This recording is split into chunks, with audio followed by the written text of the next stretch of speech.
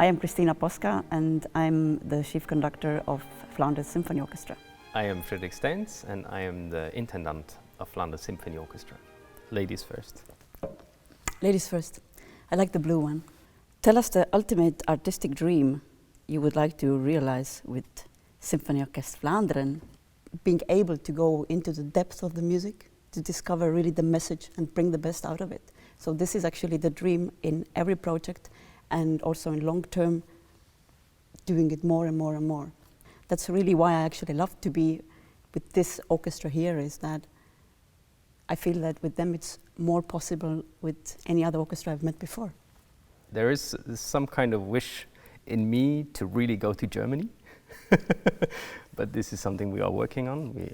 We're playing in many different places, but Germany is kind of really the orchestra country, right? It's so true. And this is like territory to discover.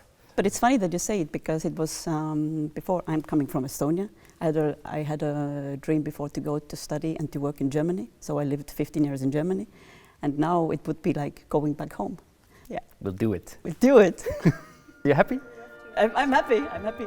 As long as you confirm what I say, I'm happy. Yeah, I do it. Huh? I do it. I'll go for green. Is the color of calmness, right? Oh, yes. You can send one piece of music into space. Which piece do you choose? But this is something for the conductor to answer. Yes, but I feel it also. Connected to the Beethoven series we're doing, it should be probably, or would be probably, a Beethoven piece. Maybe it would be the 7th Symphony we recorded. I think the way you approach it, it's about the general story, of course, in the symphony, the big structure, but also all the extremely beautiful details in the music. And I think it tells something about humanity as a whole, but also all the different colors and emotions that are very specific to people. Oh yeah, beautiful choice. Thank you. I feel you would also want to send Beethoven 7 into space. Yes, I would say so, but if I think that now Beethoven 7 is on the way already and I have a chance to send the second one. Okay, yes. And of course Beethoven is our focus, but I couldn't even actually maybe choose. Maybe the 7th would be the best, maybe the 3rd, who knows. Mm-hmm. I'm most into the piece I've done recently and working currently, and as for last week we recorded Sibelius' 5th Symphony. I would send this because I just think it has so strong universal and cosmic dimension in it already. Mm-hmm. The 16 swans from this third movement, they who are departing in the end of the symphony, they could go even higher. I would send with the swans the Sibelius' 5th Symphony. Yeah, and maybe as an encore we could send then the Rautavaara, yes. Cantus Arcticus. After the swans, all the other birds as well. Exactly. Because birds are the ones who are the messengers between the dimensions. And this is what we actually as musicians do. Mm-hmm. We are just interacting between those dimensions. Yes, I take the orange, the sacral chakra. Did you ever had a dream about the orchestra? Oh yes, I have constantly dreams about orchestra at night. That the orchestra is already there, everybody are ready, and I'm still not dressed up. I don't know where my clothes are, I don't know where my score is. Once I even had a dream where I was in, it was a big concert hall, I was for some reason in the balcony on the opposite side of the stage, and the orchestra started already without me. Did it ever happen in real? No. Choose one composer, dead or alive, to have drinks with. It would be definitely Johann Sebastian Bach. For me, it would be also Bach. It's crazy that you say it, really. I immediately thought on Bach.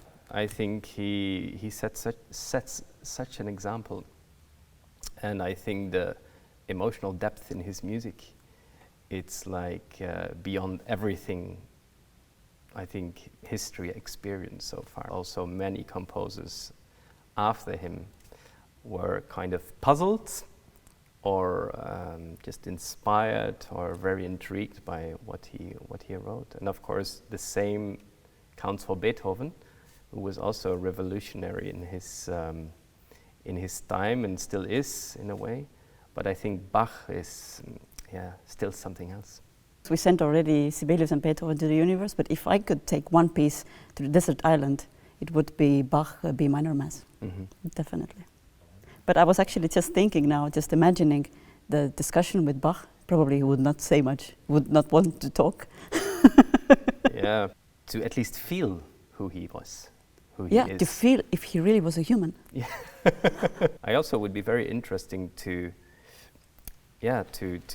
know how he worked, where he worked, and of course we know it and we have the idea that composers are international human beings, but in his time it was so local.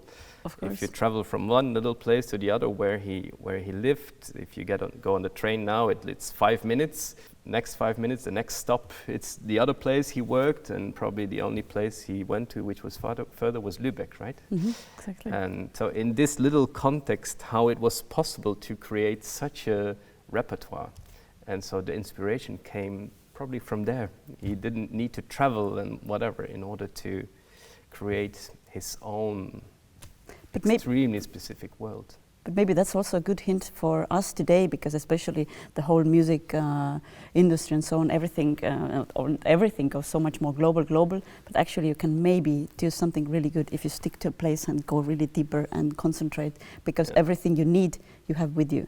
Yeah.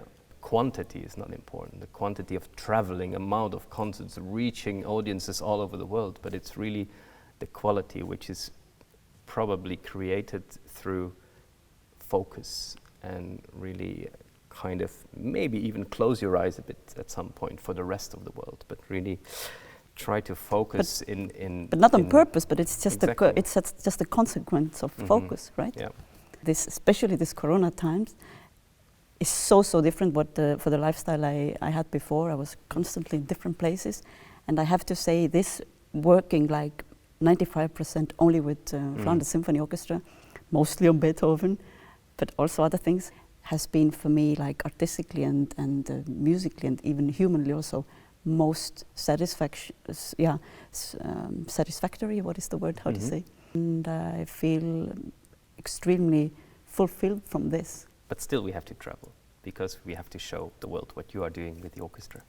Yes. But only as a consequence from the focus. Exactly. Thank you. He doesn't need to know. We can maybe ask more from him, right? To hear, to listen more. There's two things I think I would want to tell Bach. First of all, what an impact he had on the musical world, because nobody probably in that time could imagine that hundreds of years later his music is still standing above all the rest. And the second thing, I would be extremely curious how he would perceive and how he would appreciate how we play his music nowadays. Always the question, how do you perform music from composers and how would they think about it nowadays? But Bach was somebody who was like trying to break out of everything, and maybe it would be so interesting to know what he thinks about modern orchestras or modern ensembles or whatever performing his music. I wouldn't wonder if he would be much more tolerating about performing his music as we are now mostly. I think so, definitely. Which one should I take, root chakra or solar plexus? Root one, I feel it, I have to take it because it's a bigger challenge. What was your first impression of each other and the orchestra? Okay. I need a moment. Where did we meet for the first time? It was in... you came to visit my concert in Heilbronn, and already then we agreed on most of the things, I think, about music. Bach, Beethoven, and so on, exactly. You were so excited about the renovation of this new hall, and you showed me the sketches and the pictures, and I thought, can't wait to go there. It was November 2018.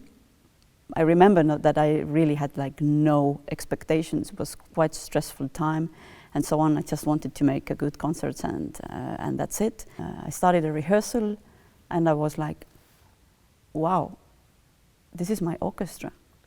And it's not exaggerated to say it. I really felt that, and I never felt this before.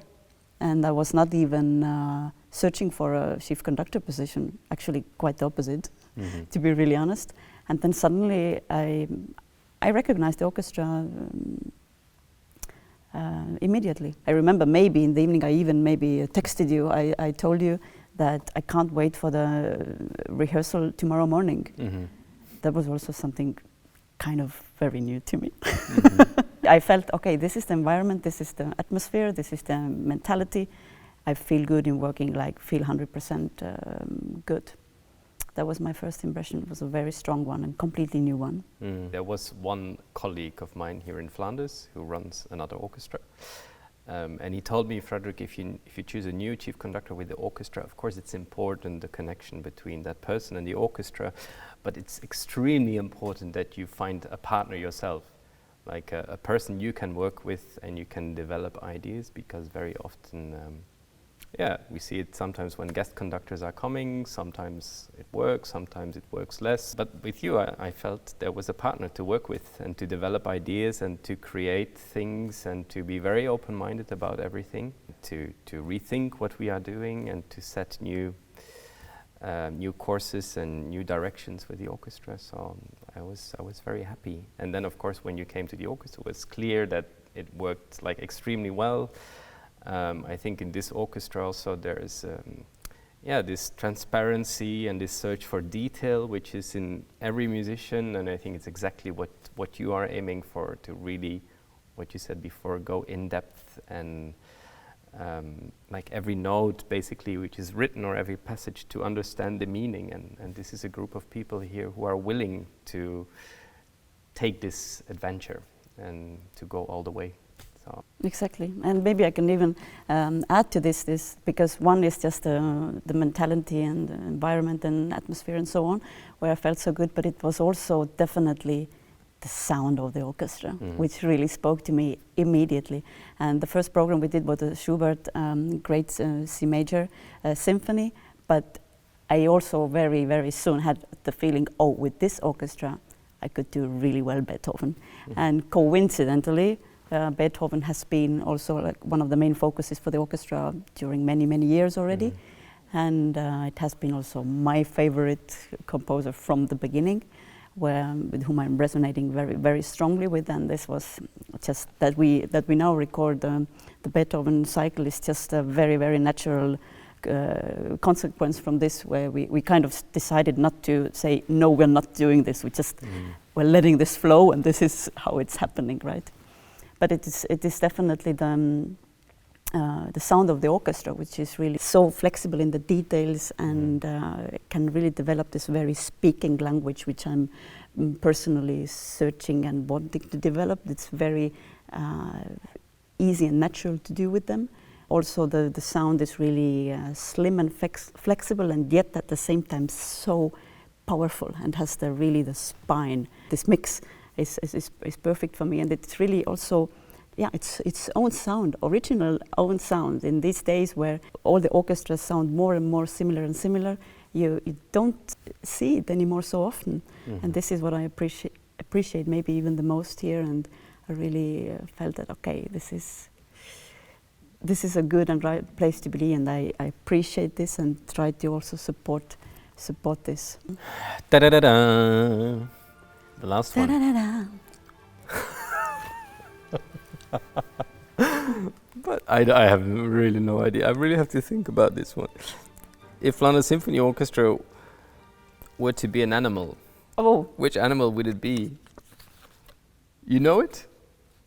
I have no idea. Okay, you go, because I have to think. During my studies, especially also a bit later, I realized that conducting has so much to do with riding a horse. You learn theoretically the technique and everything what it needs, and then you go to in front of the live orchestra, and it doesn't work, and it needs years of experience to get with your gestures to get them to do what you want.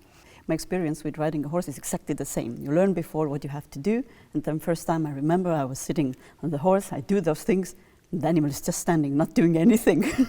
People who are riding the horse, they really, you don't see anything. It's like a little nerve which is moving, and the horse goes, bah!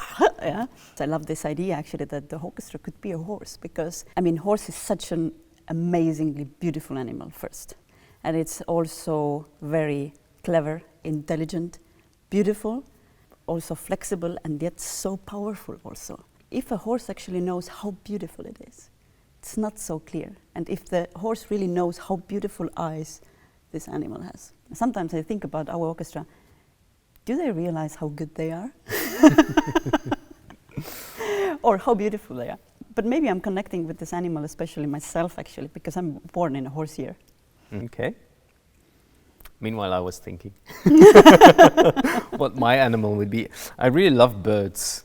If I could choose a bird which might correspond to the orchestra, maybe it would be a swallow. Swallow. Yes? Swallow is an Estonian national bird. Really? Yes. Okay, we agree again. And extremely light, extremely flexible, extremely fast. Sometimes difficult to see them or to follow them. And I think it connects a bit to the lightness and the positive atmosphere within the orchestra. And at the same time, they fly really high, maybe a bit the metaphor for aiming further, but also to be in your own free space. So yeah, I like this idea of being a little bird, very inventive, very creative, but says hello now and then to the horse. Comes on the back of the horse. It was actually so nice to talk to you about all this, because it's, in a way, it's the things we know already, but it's so important to remind ourselves that over and over again. It's beautiful. Thank you. Thank you, Kristiina.